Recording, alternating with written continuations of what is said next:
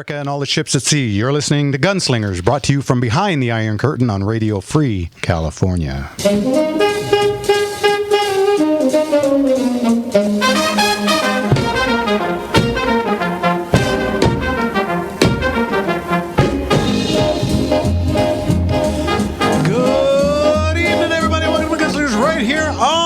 The Gunslinger Syndicated Radio Network. That's us. Yeah. From San Diego to San Francisco, including Excremento. From LA to Phoenix to Vegas. There's an IE station in there somewhere. Yeah, sir. We got California pretty much covered. We got it locked. We're in our neighboring states, and we are all over the internet. So that means worldwide, folks, on your YouTube, Facebook Live, X, Rumble, and Instagram now. So just look up Gunslinger Auctions or Gunslinger Radio and find us. Don't forget to like and share. And subscribe. If you're not subscribed yet, jump on so you don't miss a single show. We do this every week live, folks. And understand I said that not knowing what the hell I'm talking about. You did it, though. I did You it. did it. I've been told. I know how to behave. I've had lessons. Okay, so anyway, guys ready? It's next weekend. Already. April 12th. It's this coming Saturday. That's our next auction, guys. If you haven't gone to gunslingerauctions.com, there's the catalog. All you do is go there. There's a box that says bid now. No, you don't have to bid. It doesn't take any info from you at all. Just there you go. It's on the screen if you guys are on the internet or inner cheese or web or boss or whatever. I don't know what that stupid computer thing. Anyway, you click on that. It'll take you right to the catalog. Now, we actually have two catalogs up. Let me explain this. Tell. There's a main catalog at the top. What that is our auction. That will be the live part.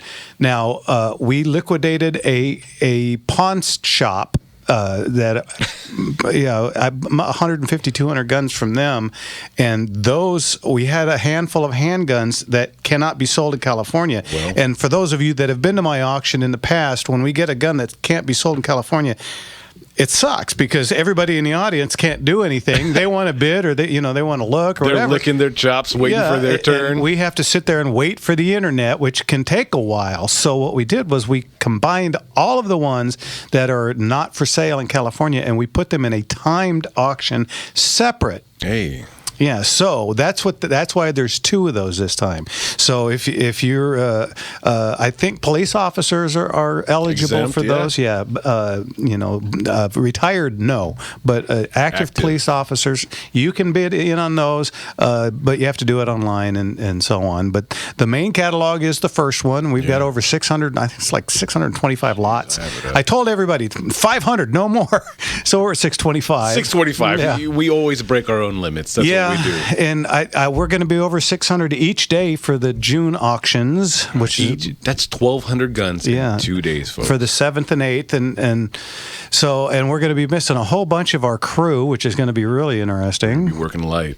Yeah, John and Annie will be gone for a bit on some personal stuff. And, of course, Jason had his baby this week. Congratulations, Jay. Yeah, love you, man. Yeah, he had his baby, so he's disappeared because, people can't just have babies anymore. They have to have babies and take 6 months off. Don't really understand it. I had a whole bunch of them. I went to work the next day, but that's all. So there's that. And then, oh, man. I mean, a lot of stuff happening this week, and that means that with all the stuff we've been taking in Military Bay on gunslingerauctions.com, it is chock full of stuff you guys can take a look at and actually bid on right now and buy and purchase. So anything gun related is going to be up there. So a lot of bit of everything, folks. And we had a couple of sad deaths this week. One happened today. Jay North. Oh. Yeah, the little Dennis the Menace TV show kid who was kind of a tragic figure. He was a star of a TV show and then, never amounted to I think he made like a Tarzan type movie in the later 60s. But other than that, he just made the talk show circuit talking about how awful Hollywood is to kids. Well, it is to everybody. Let's face it. I mean, it's not some place that it welcomes you with open arms. They welcome you with open arms. Unfortunately, then they bend you over, and those open arms become crooked fists. Something else opened. Yeah. So there's that.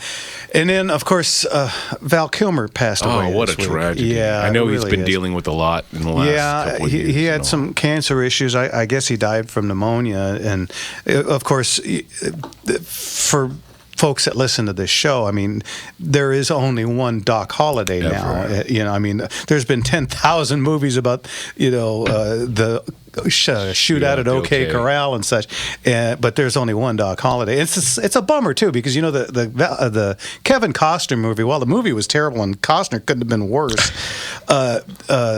Randy Quaid? Dennis Quaid played, I thought, probably the most legitimate version of Doc Holliday ever. He was just tiny and skinny and disgruntled and angry. And I would think a guy that he was going to die very early probably fit that bill pretty well. Absolutely, right? You're going to go, might as well go out in a so I thought Dennis Quaid, not so good as Jerry Lee Lewis, but I thought he did a great job as he knew how to use his heel, though. Come on. Yeah. and of course, the Tombstone. There's so many quotables from Val Kilmer. Back to back to back. Why, Kate, you're not wearing a bustle. How rude. 2 guns. Yeah, I have 2 guns, one for each of you. I mean, from start of the movie all the way to the very end. Why, Johnny Ringo? You look like somebody just walked over your grave. See, and he's one of the biggest highlights of the entire movie. I know there's so many great things, but you remember him. You remember every scene. He literally walked away and stole that entire movie, and no nomination. That goes to show you how stupid Hollywood is.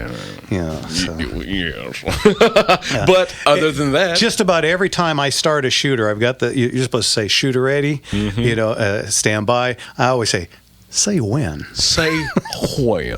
Now I have my own little thing with Val Kilmer. Back in the late 80s, maybe 1990 to 1993, I had my band, The Trip, of course, and we did everything under the sun in the 60s, but I had a second band called Riders on the Storm, where, guess what we did? Surprise! Yeah, go figure. We were a Doors cover band way back before. There was only us and another one, Wild Child, at that time, and Val used to come watch me at the Whiskey. And it was really interesting because, believe it or not, in 1990, before Tombstone and The Doors and all these other movies, he was just, aren't you that guy from Willow? That's still a classic movie. I don't. Kind of, but the little guy kind of stole the Willow. Well, he was the main character. Yeah, so he kind of stole that movie. But we're there, and then we see him, and it's like, hey, that's that dude from Willow. What's he doing here? And he's kind of growing the hair and doing, and then they came out with the movie. Boom. So, and I thought he did a great job. I thought that movie was horrendous. I was of the age at the time where that was. I remember. I actually specifically yelling to my dad that we had to go to the go see it. We had to go rent it. Down at Blockbuster. Down at Rusty's Video in Chino. That's what it was. Old Rusty's. Man, I tell you, yeah. So anyway, it's a shame, but that wheel spins every day, and just try not to have your name at the top. Yep. And speaking of that, let's get to Richard. Let's go. The airport. Richard, how are you? Don't you love my segues to Richard? Every time. Classic. What's going on, Richard? Good evening, you spring-loaded gunslingers. Bing, bang, boom. Here we go.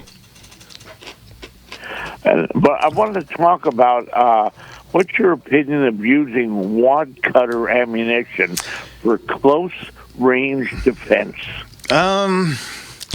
Not so much. Here, a wad cutter, for those that don't know, they used to call them dum-dum bullets, which is just as dumb a name as you could possibly come up with. It literally has it in the name. It's just as bad as snub nose, which is another. It's just a thorn in my side. Like calling a magazine a clip. It's like, no. A clip goes in your hair. A magazine goes in a gun. Yeah, but anyway, for defense, not so good. What wad cutter ammo was designed for was literally to cut a hole hole into paper. Yeah, into paper, a round hole, and it's a very short bullet. Most of the bullet goes inside the casing, and just a little tiny button comes out the front, and it cuts a really nice round circle into paper. That looks good. Yeah, that's what those were really made for. So as defense, I would not use that. Alrighty. So you don't think it would have good knockdown power? No, I do not. Usually, they only, 38s is kind of the only thing you ever see those in, and there's so many plus P38s that you could use. Better Richard, options. Yeah, Richard, I talked too long. We got to go. What's your joke? Okay, you guys are outdoorsmen. What is the difference between beer nuts and deer nuts? Beer nuts and deer nuts. I give. Okay, beer nuts are going to cost you about $2.25, but you can get deer nuts under $1. Hey! That's one of your best. Richard, we'll talk to you next week. Thanks, Have a good Richard. one. Thanks, You too. God bless you, sir. Oh, that was just so bad to end. But that's the thing. It's one of its best. Yeah, that was really one of Richard's best jokes so far. Under $1. I got your buck right Yeah, here. Anyway, you're listening to Gunslingers right here on the Gunslinger Syndicated Radio and Network. we'll be back with Rick from the CRPA right after this. Yes, sir.